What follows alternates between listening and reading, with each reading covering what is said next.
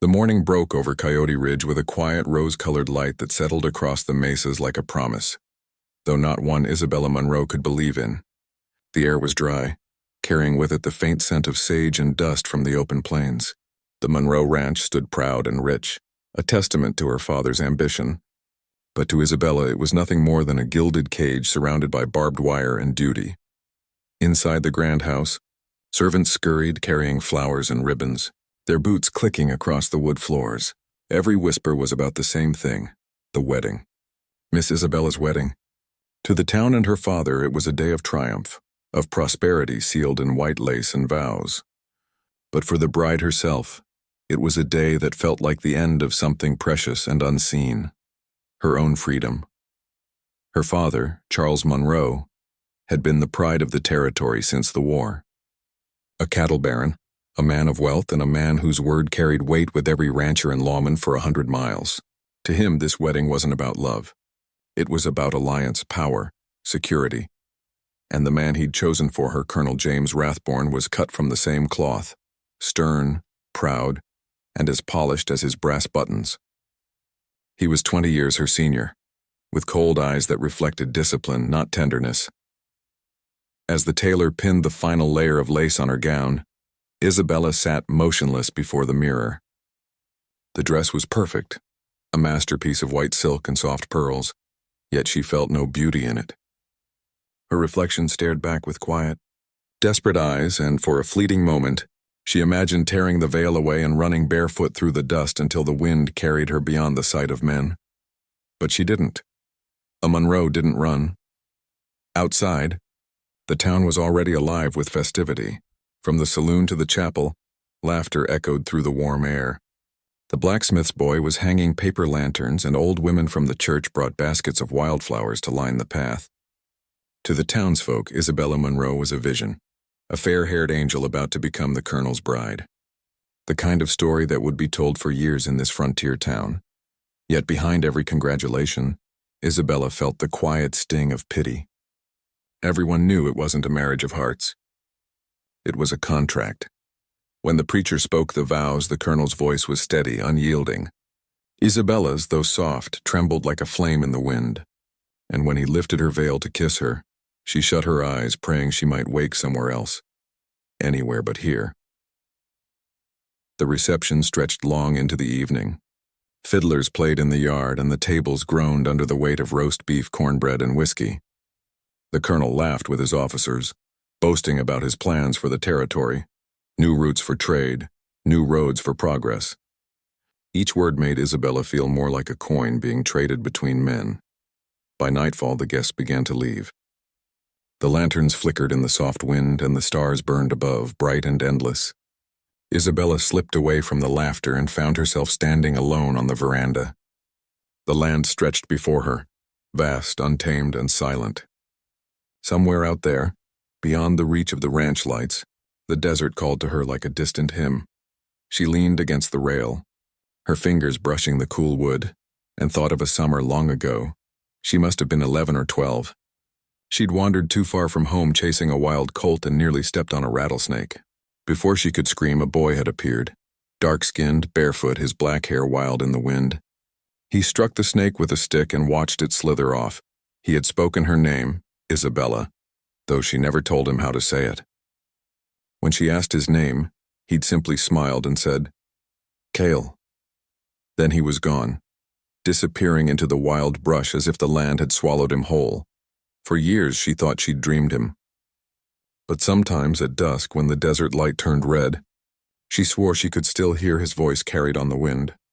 Tonight, that same wind stirred again, faint, warm, whispering through the cottonwoods by the river. She closed her eyes and listened. Somewhere beyond the horizon, thunder rolled, though the skies were clear. Behind her, the door creaked open. The colonel's heavy boots crossed the boards. "You should come inside," he said, voice clipped. "A bride shouldn't wander off on her wedding night." "Yes, Colonel," she answered softly, her gaze still fixed on the dark mesas in the distance. He stepped closer, his shadow falling across her white dress. "Tomorrow your father and I will ride to Santa Fe. There's business to settle, matters of the land near the Apache border. Once that's done, we'll begin building our new home near Fort Lowell. Her heart caught. The Apache border? She repeated quietly. He gave a sharp laugh. Don't trouble yourself, my dear. They're not our concern. The army will soon drive the last of them out. The land will be ours before winter. She felt something tighten in her chest, an unease she couldn't name. The wind carried a chill now, dry and sudden, and as she turned her eyes back to the horizon, she thought she saw movement, just for a second. A lone rider far out near the bend of the river, where the moonlight painted the earth in silver. The colonel followed her gaze. Probably one of the ranch hands, he muttered. Still, I'll have the guards keep watch. But Isabella didn't answer. Her heart had begun to beat faster, not with fear, but with something older, something wild. For the briefest moment she thought she saw the rider stop and turn, as if looking straight toward her. Then he vanished into the darkness. That night, as she lay in her wedding bed, the house silent around her, she couldn't sleep. The colonel's words echoed in her mind. The army will drive them out. She saw again the boy who once saved her life, the look in his eyes, fierce, kind, untamed. Outside, the wind howled through the desert, rattling the shutters. And somewhere out there, unseen by any but the stars, a man on horseback rode through the night, toward the Monroe Ranch, toward the woman he had not forgotten. Fate had been waiting patiently, and on this night it began to move. The night air hung thick with dust and whiskey. The Monroe Ranch glowed under strings of lanterns, the music of fiddles and laughter spilling across the yard. The celebration had lasted long after sunset, but the bride, still in her satin and lace, felt like a ghost wandering through her own party. Colonel Rathborne was in fine spirits. He'd filled himself with wine and pride, his booming laugh carrying over the chatter of soldiers and ranchers. To progress, he declared, raising a glass high. To this land attained at last. His men cheered, though Isabella noticed the way even the ranch hands exchanged glances. The colonel's words had a way of making men uneasy, as if progress meant something sharp-edged and blood-stained. She stood apart, beneath the wide veranda, watching the desert darkness stretch away beyond the light. Every now and then she felt it again in that prickle of unseen eyes. A strange comfort, though she could not explain why. "Miss Monroe," came a polite voice. It was young Tom Bennett, the ranch foreman's son, his hat in hand. "Excuse me, ma'am. Word just came in. One of the boys seen an Apache down by the river bend. Just one, but—" He stopped when he saw the flicker of something in her face, not fear, but something deeper. The colonel was on his feet at once, barking orders. "Arm a patrol. I'll not have a savage within 10 miles of this house on my wedding night." The guests murmured nervously as the soldiers mounted up, rifles glinting under the moon. Isabella's heart thundered in her chest. One Apache alone. The odds of that were rare. The tribes rarely moved without purpose, and never this close to the ranch unless there was meaning behind it. When the men rode off, the dust rising in their wake, she stood silently at the edge of the porch, her hands clenched together so tightly her knuckles whitened. Something within her, some quiet, wild intuition, told her who it was. Kyle. It had been years, yet his image was burned into her memory. That flash of dark eyes and the echo of his name whispered on the wind. He had come once to save her life. Why would he return now? Hours passed, the guests began to leave, and the last of the laughter died away. The colonel went to his quarters, muttering about border patrols and scouting routes. When at last the house grew quiet, Isabella slipped outside once more, her white gown now dusty from the long day. The moon was full and high, bathing the desert in pale silver. The wind had calmed, but the stillness carried weight, the kind of silence that comes before something happens. She walked beyond the fence, her slippers crunching softly on the dry earth. The smell of juniper and mesquite hung in the air. When she reached the river's edge, she stopped. The water glimmered faintly in the moonlight, moving slow and black between the rocks. Then she felt it, a shift, like the land itself holding its breath. From the shadows of the cottonwoods, a figure stepped forward. He moved with quiet grace, tall and sure. His hair was long now, his skin bronzed from the sun, his chest bare beneath a leather vest. The firelight from the distant house caught the faint scar that ran along his shoulder. For a long moment, Isabella could not speak. Her heart stumbled in her chest. "Cale," she whispered. His dark eyes found hers, and in them was both wildness and calm. "You remember," he said softly. His voice was low, rough like river stones, and yet it carried a strange gentleness that pierced straight through her. How are you here?" she stammered. "If they find you." "They won't," he said. "Not unless I want them to." The words were simple, but they carried a weight of truth that sent a shiver through her. She took a small step forward. "Why have you come?" Cale's gaze drifted toward the ranch house, its lights flickering in the distance. "To warn you," he said at last. "Your husband and your father, they plan to bring the soldiers across our land. They want the river. It feeds my people's hunting grounds. If they take it, the valley dies." Her breath caught. No, they wouldn't. But she stopped herself. She knew her father's ambitions, and she'd heard the colonel's talk of expansion. "It was all too possible," Cale continued, voice steady. "They have already sent word to Fort Lowell. Within the month, the army will come. They will burn what they cannot keep." Her throat tightened. "You think I can stop them?" He looked at her then, truly looked. "You are his wife now. He will listen to you." She almost laughed, but it came out as a broken whisper. "You don't know him. He listens only to power." "Then find another way," Cale said simply. "Because when the soldiers come, we will fight. We will not run again." The wind stirred between them, carrying the faint scent of rain. Her eyes searched his, full of fear and something else she dared not name. "Why tell me this?" she asked quietly. "Why risk coming here?" Cale's expression softened. "Because once you looked at me and saw not a savage but a boy. No one else ever did." The silence that followed was deep and aching. She wanted to tell him she had never forgotten, that through all the years of polished manners and empty smiles, the memory of his face had been the only real thing left. But words would have betrayed her heart too easily. Instead, she whispered, "They'll kill you if they find you here." Cale's mouth curved into the faintest hint of a smile. "They have tried before." He glanced toward the horizon where the faint glow of the town shimmered. "I'll go before they return." He turned to leave, but she took a step toward him, her voice trembling. "Kyle, wait." He stopped, half in shadow, half in moonlight. "Will you fight them?" she asked. He looked back at her, his eyes steady. "If I must." Her heart ached at the calm certainty in his tone. "Then promise me one thing," she said, her voice barely more than a breath. "Promise me you'll live." For a moment he said nothing. Then with a slow nod he replied, "I'll try, Isabella Munro." The sound of her name on his lips made the world tilt. And before she could speak again, he melted back into the night, silent as wind through the grass. She stood there long after he was gone, staring at the place where he had vanished. The river whispered softly beside her, its voice ancient and patient. Behind her, the faint sound of hooves echoed, the patrol returning from their search, laughing about finding nothing. Isabella turned back toward the house, her face pale under the moonlight. Inside, she would lie beside the man she had been forced to marry, but her thoughts would drift to another, a man who walked the line between myth and flesh, who spoke the truth that shook her world, and though she didn't yet know it, that meeting by the river was the spark that would set everything ablaze. The days after the wedding night were long and hollow, filled with the sound of boots, orders, and the cold rhythm of military life. Colonel Rathborne rose before dawn, spoke little, and treated his new bride with a politeness that was more command than affection. Isabella sat through breakfast after breakfast, silent as porcelain, listening to his talk of troop movements and trade routes, the building blocks of an empire she had no wish to belong to. But every word he spoke reminded her of Cale's warning. They will burn what they cannot keep. That night by the river haunted her.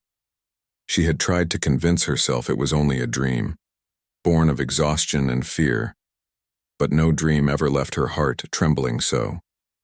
Sometimes, as the colonel spoke, she would see Cale's eyes flash in her, mind dark, alive, carrying the whole wild world within them. By the third night, she could bear the walls no longer. While the colonel slept, she wrapped herself in a shawl, slipped out through the kitchen door, and saddled her horse in silence. The desert was alive under the moon, and the air held that restless hum she had felt since her wedding night. She didn't know if she was being foolish or brave or both. She only knew she had to see him again. The trail to the river was long and lonely. Coyotes sang in the distance, their cries thin as sorrow. The water gleamed silver under the stars, and when she reached the place where she'd seen him last, she whispered his name into the night, Kale. For a moment nothing stirred. Then, from behind a ridge of stone, a shadow moved. He appeared like the desert itself had formed him. Silent, sure, eyes watchful. He said nothing, but when he saw her, something softened in his face. You shouldn't be here, he said. Neither should you, she answered quietly. And yet, here we are. He smiled, a rare thing, faint but real. The soldiers will be hunting soon. They don't stop once they smell fear. I'm not afraid of them, she said. I'm afraid of what they'll do. Kyle studied her for a long moment.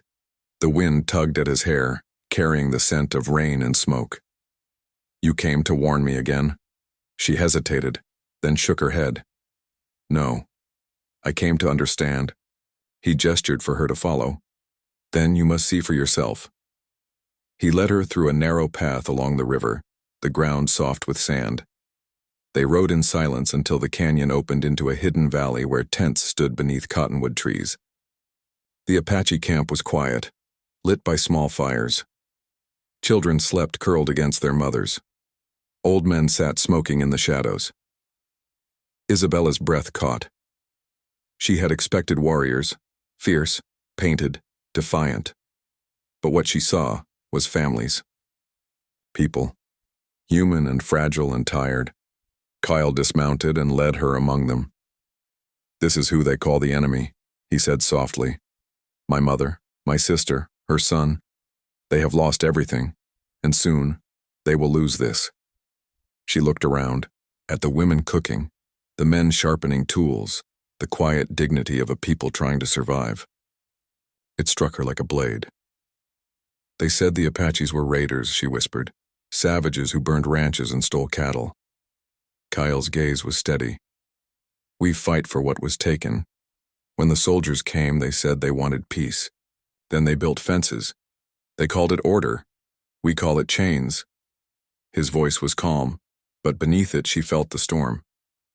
She turned to him, tears stinging her eyes. My father and husband, they won't stop until every inch of this land is theirs. Then they will make ghosts of us, he said simply. She wanted to say she'd stop them, that she'd speak to the colonel, to her father, to anyone who would listen. But she knew the truth. No one would listen to a woman, not even a wife. That night she stayed until the fires burned low. The desert sky was a river of stars and the air smelled of smoke and sage.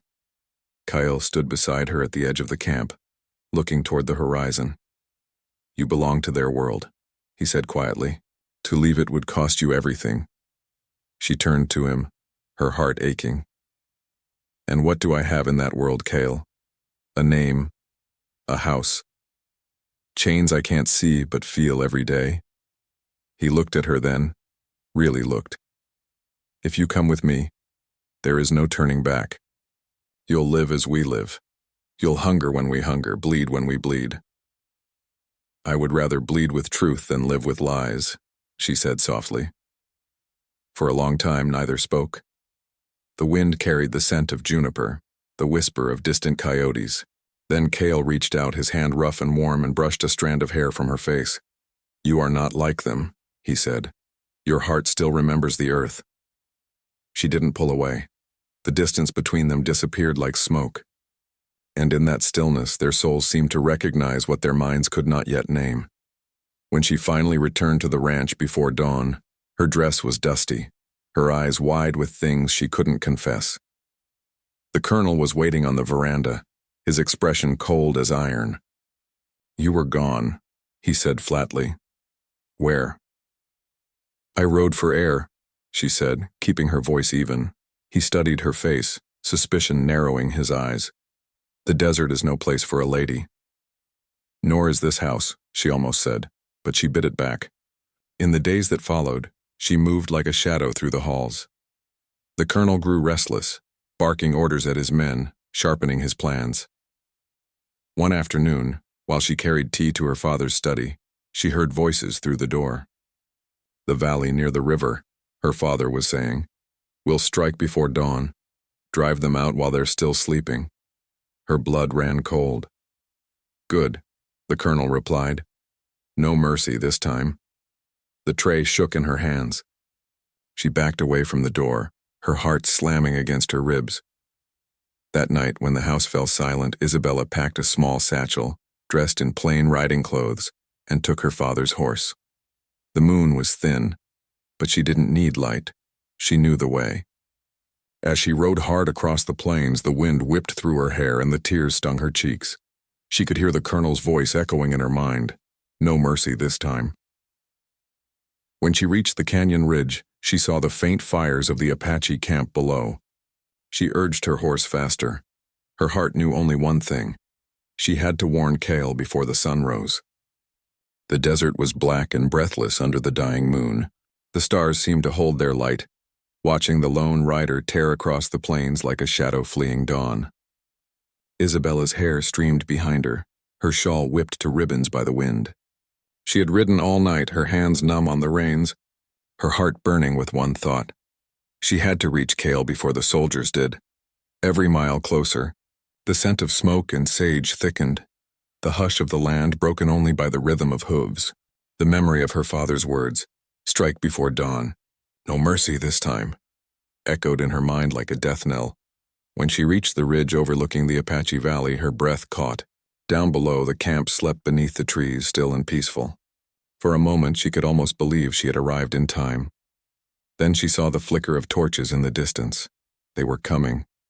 She urged her horse down the rocky path, the stones clattering beneath its hooves.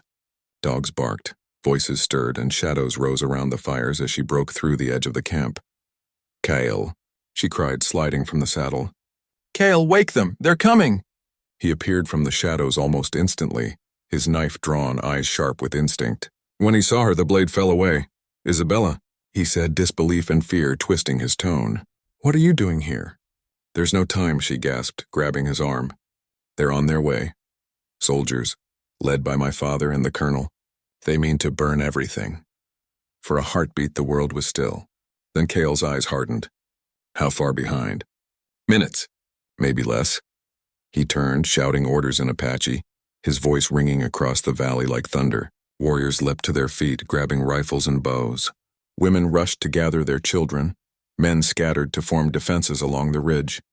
The quiet camp erupted into motion. Cale turned back to her. You shouldn't have come. I couldn't let them die, she said fiercely. Not after what I saw. Not after you showed me. He studied her face, pale in the moonlight, trembling but defiant. You've crossed a line you can't return from. Isabella. I crossed it the moment I met you, before either could say more. The first gunshot split the night. The valley exploded into chaos. Shouts, smoke, the staccato crack of rifles. Soldiers poured down from the ridge, their torches throwing wild light across the trees. Horses screamed, bullets tore through canvas. Cale seized her hand. Stay behind me! But Isabella broke free. No, they'll kill you if you fight! Then let them try, he roared, firing back at the advancing line. The colonel's men charged, their boots thundering through the sand. Isabella ducked behind a fallen wagon, her heart hammering. She could see her father among them, shouting orders, his pistol flashing in the firelight. Drive them out. Leave nothing standing. A bullet struck a nearby tent, setting it aflame. The heat licked her face. Somewhere a child screamed. Isabella stumbled forward, desperate to reach Cale, but smoke swallowed everything. Then she saw him, atop a ridge, rifle in hand, his silhouette outlined by fire. He moved like a spirit of the desert itself, fearless, furious, the living heart of his people. And facing him across the flames stood Colonel Rathborn. The two men locked eyes through the smoke, predator and protector. Soldier and savage, Mike and Isabella knew what was coming before it happened. Cale, she screamed, her voice raw. The colonel fired.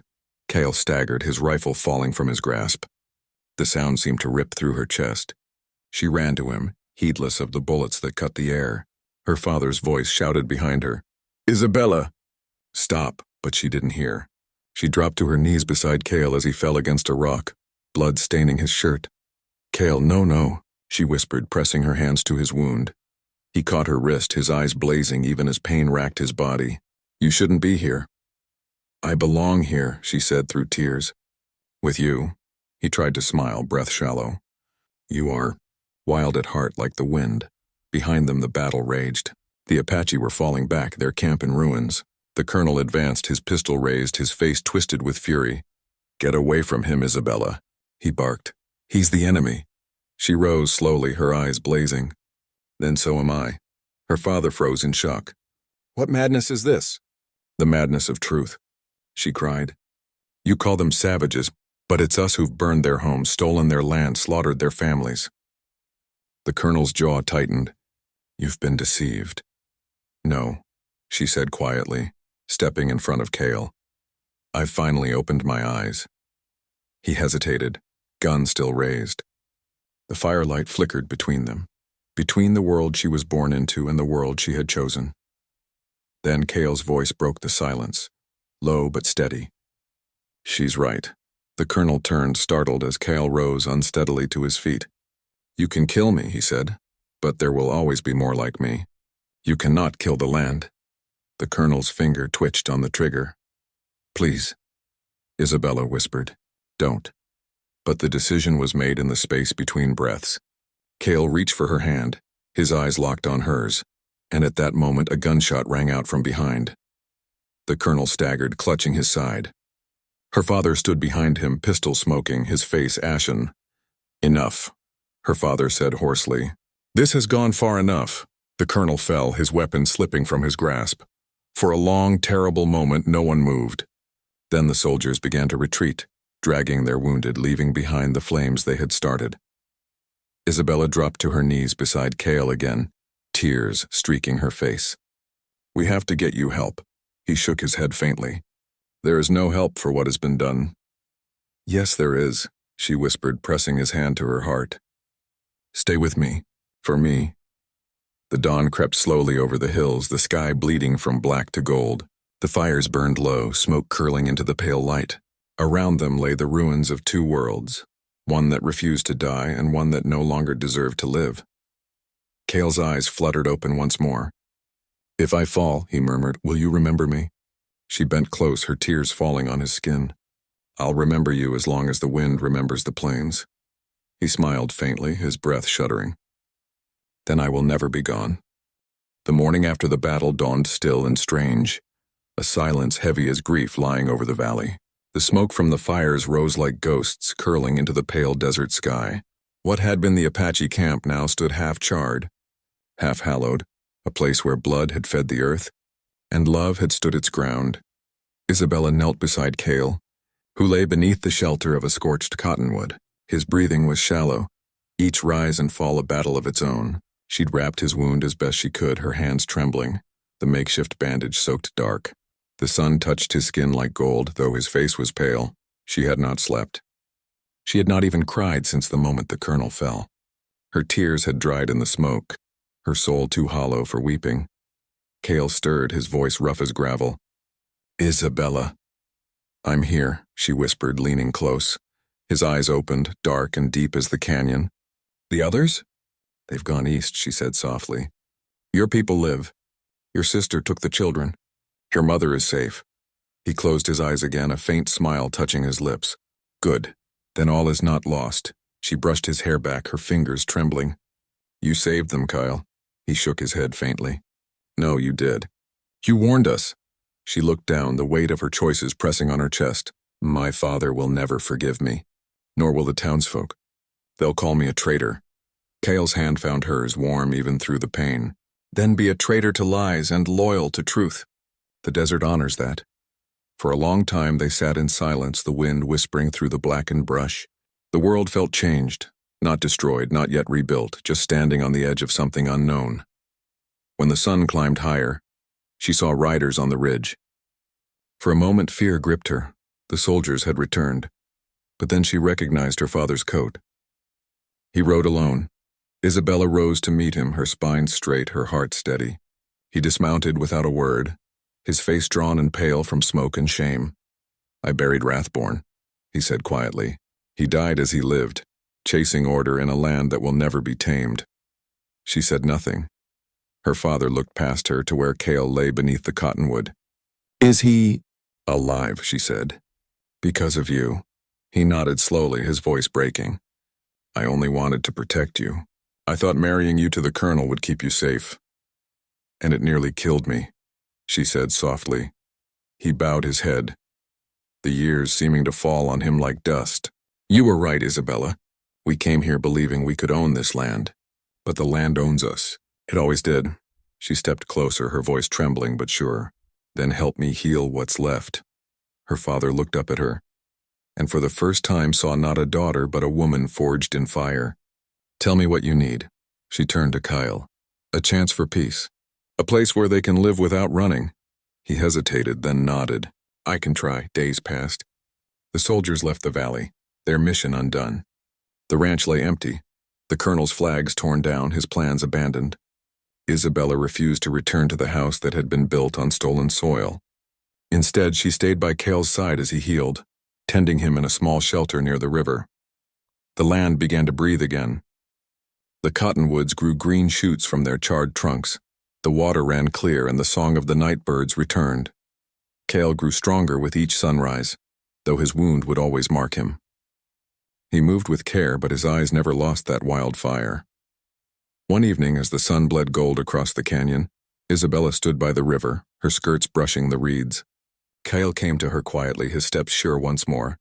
You should go back, he said softly. Your world is waiting, she shook her head. My world ended the night they came with torches. He looked at her for a long time, his jaw set, his eyes unreadable. And this life? It will not be easy. We live by the hunt, by the wind. You will have no gowns, no servants, no walls. She smiled faintly. Then I will have everything I ever wanted. Kyle stepped closer, his hand brushing her cheek. The desert has no mercy, Isabella. Neither did the people who raised me, she said. At least here I can breathe. He searched her face, then nodded slowly. Not in command, but in understanding. Then breathe, Wildflower. At that name, her heart swelled.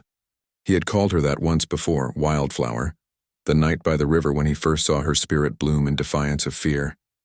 He drew her close, his forehead resting against hers.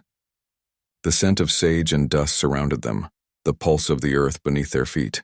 When his lips found hers, it was not with the fire of forbidden desire, but with the quiet certainty of souls who had found home at last. The river whispered. The wind carried their breath and the dying sun set their silhouettes in gold. Months turned into seasons. The Apache found new ground, not conquered but free. Her father, burdened by regret, worked to keep the soldiers away, trading land for peace. The ranch became a memory, swallowed by dust and time. And Isabella, once the dutiful daughter, once the bride of a colonel, became a legend whispered in the border towns. The woman who rode with the Apache. Some said she betrayed her own kind. Others said she redeemed them. But those who knew the truth called her something else. The wildflower of the plains. One evening, years later, she sat beside Cale atop a ridge overlooking their valley. The world stretched wide and endless before them, the sky painted in the fierce colors of sunset. Cale pointed toward the horizon. Do you see that? She nodded. The storm? He smiled. No, the life before it. She followed his gaze and the sweep of green plains, the shimmer of light on water, the whisper of something eternal. This land, he said, does not forget those who love it. She took his hand, their fingers twining like roots. Then we'll live forever in its memory. As the wind rose, carrying the scent of rain and earth, they sat in silence. Two souls bound by the wild heart of the West, a woman who defied duty for love, and a warrior who taught her what freedom truly meant. And when the first drops of rain began to fall, the desert itself seemed to bow in reverence, for theirs was not the story of conquest, but of surrender. The surrender of two hearts to something greater than fear, greater than blood, greater even than destiny.